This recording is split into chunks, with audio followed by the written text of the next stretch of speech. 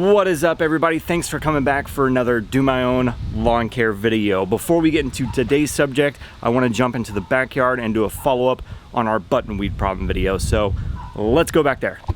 Overall, really great success with the post-emergent that I mixed up and sprayed back here. I should say spot sprayed back here. And I don't know if you can tell on camera, but these bare spots and kind of thinned out areas that you're seeing is where a lot of the buttonweed was. So again, the post-emergent that I mixed up and spot sprayed back here in the back did a really great job of kicking the crap out of the buttonweed. I waited about a week, I busted out my mower, gave it a fresh cut, and my buttonweed problem was almost all gone. I noticed that there was a few fresh new patches that popped up. It's not a whole lot, it's just right in there's a little bit, and right in here is a little bit as well. But overall, the post-emergent worked. It did what it needed to do. Cutting it down helped, and it is pretty much all gone. Okay, so on the last video, I gotta call myself out. I learned a valuable lesson. See, I was going for convenience and ease of use, which is why I used my battery-powered backpack sprayer. And while that's great because you don't have to pump and it keeps a consistent pressure, the problem with using that one is I keep a fan tip nozzle on it at all times because that's what I primarily use to do my pre and post-emergent blanket applications over the whole yard every year. And that's not really what you want. What you really need is a 1-gallon hand pump sprayer that's got an adjustable cone nozzle on the end so that you can go through and lightly spritz the weeds for these spot treatments. And the reason I say that, what I noticed after about a week is the 4-gallon backpack sprayer, the battery powered one with that fan tip nozzle, although it did put a good amount of chemical down in the yard, what it did is it kind of just burnt up some of the areas back here in the back. Now since then, those areas have bounced back because we've had a good amount of rain, but what I learned from that is the constant pressure of a battery powered sprayer and that fan tip nozzle just puts too much out to be doing spot spray treatments. So again, do yourself a favor, just use a 1-gallon hand cannon with that adjustable cone nozzle. So on to today's video and why I'm making it. I went out of town for a week and I came back, the yard hadn't been mowed, and well, it looked like this.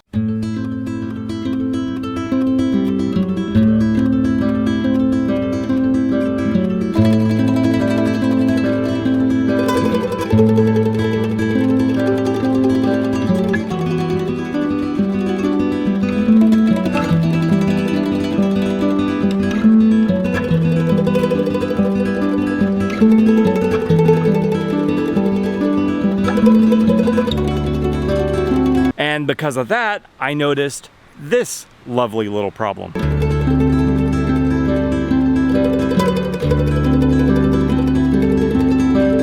And that lovely little problem are suckers that are coming from my crepe myrtles here in the front yard. And before we talk about how to deal with this problem from the crepe myrtles here in the front, let's first talk about what causes suckers in the first place.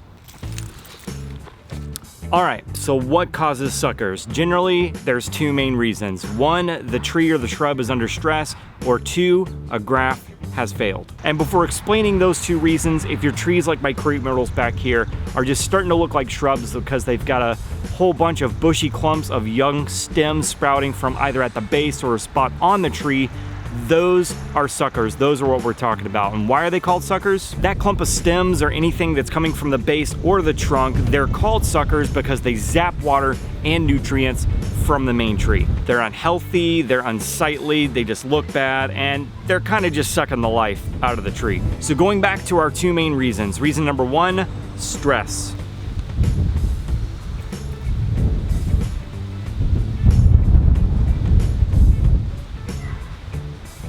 So suckers are a tree's attempt at growing more branches, most often because it's had some kind of injury. If you have exposed roots that are on top of the turf or on top of the soil and those roots have been damaged, most often the tree is going to sprout suckers from that area. If suckers are growing higher on the trunk, we call those water sprouts, and those most often show up because of some kind of pruning injury or crack on the tree trunk or some kind of damage. So you want to make sure that you prune these off when they're really young, because if you wait until they get older, their tender skin can turn to bark, and if you try to prune them off then, you could risk damaging the trunk of your tree. Suckers are a sign of age. When your trees are starting to get older, they might start to decay, and that's when they tend to sucker more. If you've got a wood-boring insect, that's probably going to disrupt the tree's ability to get water and nutrients up to its branches, and instead it's going to send it off to those suckers. Now on to the second reason, grafts. And grafts, for those who don't know, are the trunk and branches of one kind of tree spliced onto the roots of another. Now sometimes those grafts fail at the base of the trunk, and when that happens, the rootstock is going to start sending out shoots of its own.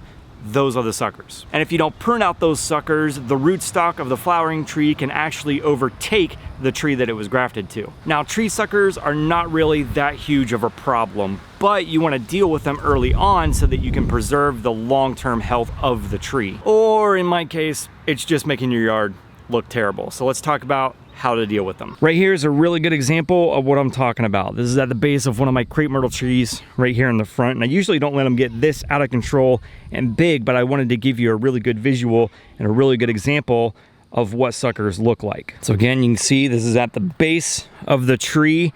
Looks like there used to be some significant branches coming off right here, and somebody has pruned that back. I didn't do that. Somebody previous to me did.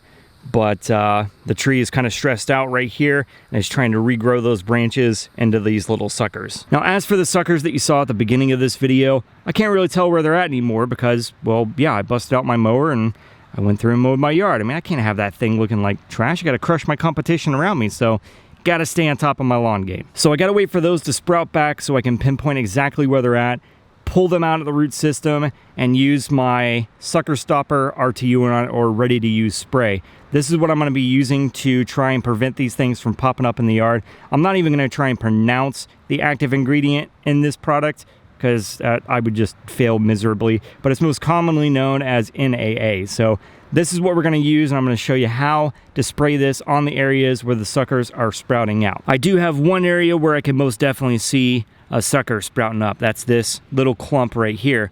Underneath it is a root to my crepe myrtle, and because it keeps getting hit with the mower every time I go and cut the front yard, this is an area where it's sprouting one of those suckers to get water and nutrients to it. So in order to get these out, what you got to do is pull them out by the roots as best as you can. Pull them out the best you can, like so. And we're going to take our spray,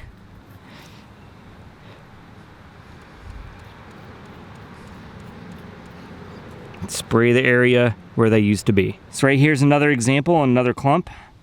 Do my best to pull it out. Freaking suckers are hard. There we go. Got a bit of grass in there, that's okay. I'm just gonna take our spray.